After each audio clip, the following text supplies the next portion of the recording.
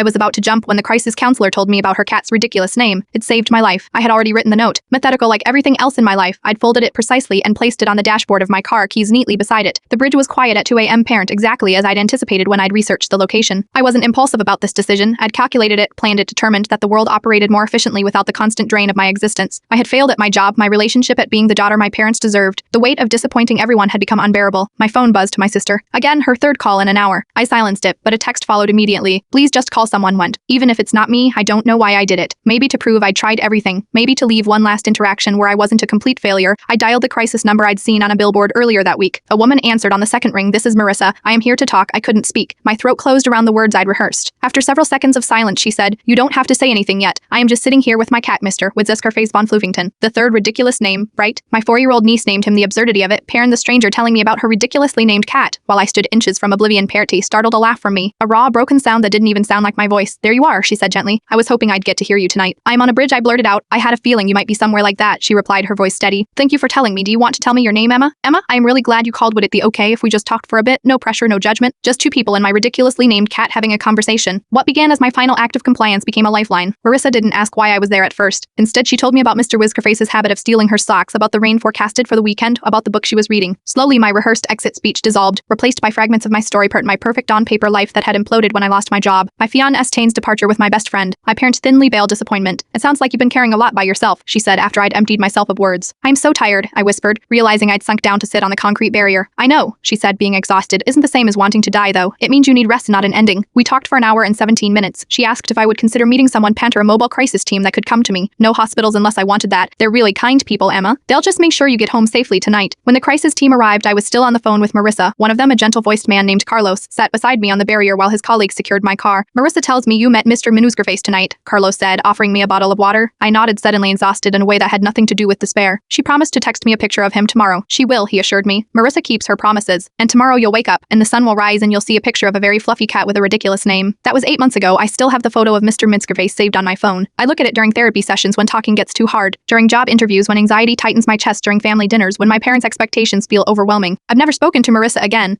but last week I became a volunteer crisis counselor myself. During training, they asked what brought us there. A cat with a ridiculous name, I said, and someone who knew exactly when to talk about something completely ordinary when the world felt impossibly heavy. Sometimes salvation doesn't come in grand gestures or profound wisdom. Sometimes it's just a stranger's voice in the darkness talking about their cat until you remember you want to see the sunrise.